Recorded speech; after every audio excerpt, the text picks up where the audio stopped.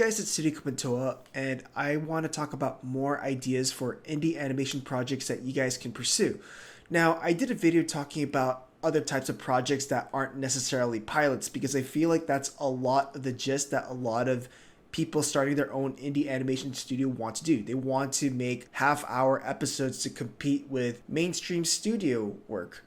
And I talk about making small little skits. I talk about making little slices of life. Small vignettes that don't really have a clear beginning and end, experimental stuff like animated comic panels. Or instead of making a fully animated thing, you could just make an animatic that has good voice acting, good storytelling, and overall editing. Like, you don't need to make a big, full episode that rivals with mainstream studios. Like, you don't need to reference Glitch Animation Studios or the stuff that VivziePop is doing for what indie animation should look like. Because if you think about it, that feels like a pretty big production of its own, based on the talent, based on the timing, and the amount of work needed. I'm just trying to think of smaller size projects that is much more doable for a smaller group or for just one person. I made a video talking about some ideas for that, so please check that out. So this video is more of a continuation of that discussion.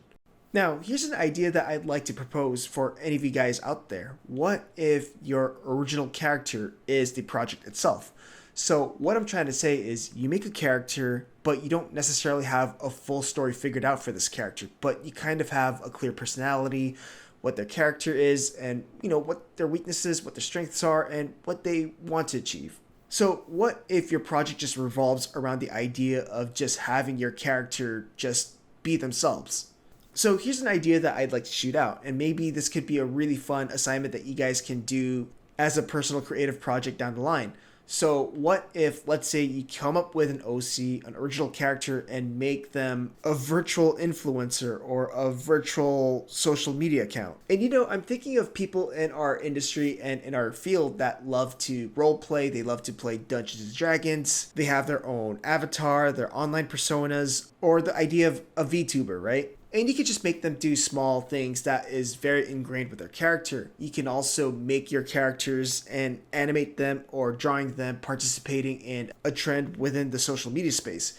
Now, it feels weird talking about this because I've been the type of person who's always been careful about the dangers of social media and the mental health issues that come from social media. But I'm really just thinking about the way we consume things today and how do we bring back the fun in that. And you could collaborate with other, let's say, virtual influencers or virtual original characters that have their own social media account, I guess. But it doesn't necessarily have to be like your own original character that has a social media account or pretends to be a social media influencer. It could just be the emphasis on the character just doing things. And you never know where this could take you. You could play with your original character, making them do stuff or making little content out of it. And the more you do it, you kind of get a sense of who your character is. And maybe you can come up with a bigger story for them that can eventually be turned into its own thing. That's something bigger. Start small, start fun and experimental. I don't know what that looks like, but I think the overall gist that I do want to say is what if the idea of an indie animation project is just revolving around the character just doing stuff or just being themselves? And again, we see these in some accounts where they have a main character in their social media account, or maybe it's an account that's for a VTuber. And I feel like something like this, I can see it lifting a bit of pressure of attaching yourself, you, in the social media space, and just giving you a space where you can just play with your characters without having to worry about big story arcs.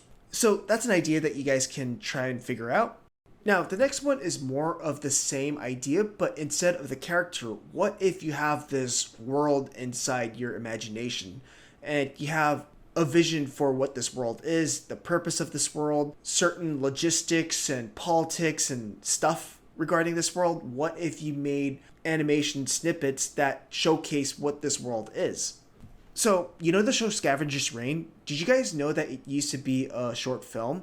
Now, I would encourage you guys to check out the short film because I feel like the emphasis is more on the world itself, more so than what the characters are going through. It's really just about characters just interacting with the world and how unique that world is. You could come up with throwaway characters that could sell what this world is. How does the machinery work? How do people cook or do their daily lives in this world? Because I'm sure there's some of you that love the idea of just trying to figure out what this world is and playing around with the idea of how people live in this world or how they deal with their everyday lives. Because, some of you guys love the idea of just building worlds and playing around with what it's like to live in that world. So I'm personally more character driven, so I feel like I would cater more to the first thing that I talked about. But I feel like there are people that do cater to this type of thing. So, I would say if you're one of those people, you should try and check this out too and just make snippets that sell what this world is. I think the next one I do want to talk about does require other people involved. And what I'm talking about is slightly inspired by the Exquisite Corpse, which is this idea of drawing something or writing something, and then the next person has to fill in the next page or the next bit of piece without being able to see what the previous text or what the previous drawing looks like. And of course, you get some abomination of a collaboration. And what I'm proposing is nothing exactly like that. What I'm saying is, what if, let's say, one person does the writing and then it's given to another person who maybe makes storyboards and an animatic out of it. And it moves on to the next person who does designs and illustrations for this idea.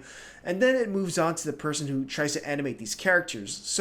And then it moves on to someone else who probably does sound and music for this idea. You don't have to worry about anyone else's lane. But I think what makes this project pretty cool is that it's community driven, it promotes the idea of collaborating with other artists and creatives, and it also removes the pressure of you having to call all the shots of the creativity. So instead of having to figure out the story or the writing or the designs, you can just focus on one specific task and that is entirely yours. Like, if I just wanted to contribute animation because I love animating, then I don't need to worry about anything else. I don't need to work out the story. I don't need to work out all these other things. I can just add my own contribution to this Exquisite Corpse. Now, in order for something like this to work, you kind of have to respect each other's lane and not overstep someone else's work. Understand what you're contributing to and what others are contributing to, and, just sticking to your own lane. You really need to think about, hey, this is not just about me, it's about everyone else's efforts that are adding on top to what we're building upon. So what I'm trying to say is that if you want to do something like this, you just kind of have to go with the flow. I know some animators have tried this with fight scenes where they would animate a character fighting and then they would pass it on to another animator who would animate a character interacting with that character, doing moves and reacting to it. It could be as simple as that, but it's really just the idea of constantly building upon something rather than, building upon something and then just completely destroying it and then rebuilding it again and again. And I think this is a good way to sort of figure out other people's strengths and their contributions. And maybe you can make your own team through that. I don't know. Also, I think another big requirement for something like this to work is trying to not be too precious about it. The idea is that it's just meant to be collaborative. It's meant to be fun. It's also meant to uplift each other in terms of what they're contributing, so everyone gets a share of the spotlight. I think it's cool because it also removes the pressure of trying to come up with an idea that has to be good, it has to be amazing before it gets made. Here, you guys are just going at it. But also, I would just say to keep it small.